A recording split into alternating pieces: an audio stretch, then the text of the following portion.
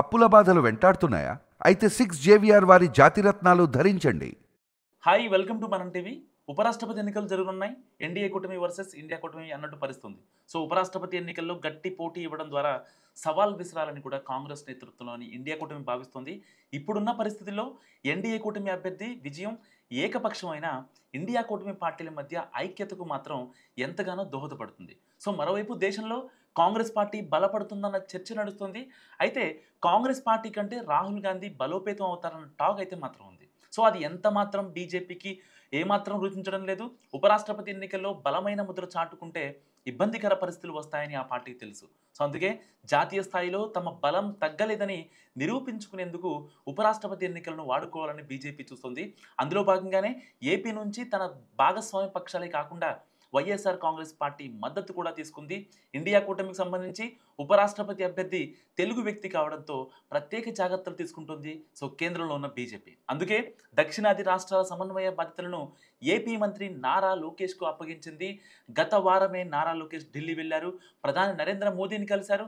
గంట సేపు ఏకాంతంగా చర్చలు జరిపారు. అయితే ఇప్పుడు మరోసారి ఢిల్లీ వెళ్తున్నారు. ప్రధాని అప్పగించిన ఉపరాష్ట్రపతి ఎన్నికల సమన్వయ బాధ్యతలతోనే ఆయన ఢిల్లీ వెళ్తున్నట్టు కూడా తెలుస్తుంది. సో ఎన్డీఏ కూటమి తరపున కీలక బాధ్యతలు లోకేష్కు అప్పగించారు. అయితే ఢిల్లీ పర్యటనకు ముందే లోకేష్ కేరళ వెళ్తున్నారు. కోయంబత్తూరులో జరిగే ఒక నేషనల్ మీడియా ఛానల్ నిర్వహించే కాన్క్లేవ్లో పాల్గొంటారు. అక్కడి నుంచి ఢిల్లీ వెళ్తారు. అయితే మంత్రి నారా లోకేష్లో పరిణితిని గమనించిన బీజేపీ అగ్రనాయకత్వం తండ్రి మాదిరిగానే లోకేష్ సైతం జాతీయ స్థాయిలో సమర్థవంతమైన నాయకత్వం వహించగలరని భావిస్తుంది. గతంలో చంద్రబాబు అరెస్ట్ సమయంలో సైతం కేంద్ర పెద్దలు కలుసుకున్న క్రమంలో లోకేష్ చాలా రకాలుగా వారిని మెప్పించారు. అప్పటి నుంచి లోకేష్ కేంద్ర పెద్దలతో సన్నిహితంగా మెలుగుతున్నారు.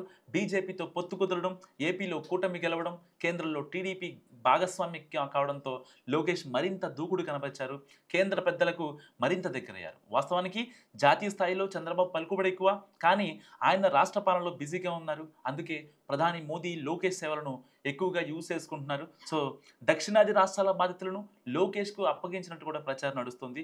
తెలుగుదేశం భావి నాయకుడు కావడంతో భవిష్యత్తు రాజకీయ అవసరాల దృష్ట్యా లోకేష్ సేవలను వినియోగించుకున్నట్టు కూడా ప్రచారం నడుస్తుంది. సో ఉపరాష్ట్రపతి ఎన్నికలకు సంబంధించి దక్షిణాది బాధ్యతలను అప్పగించారని, మున్ముందు ఎన్డీఏలో సైతం లోకేష్కు కీలక భాగస్వామి అవుతారని కూడా తెలుస్తుంది. మరి లోకేష్ యొక్క అంటే కమిట్మెంట్ గురించి మీరేమనుకుంటున్నారు? కామెంట్ రూపంలో చెప్పండి. చూస్తూనే ఉండండి మనం టీవీ.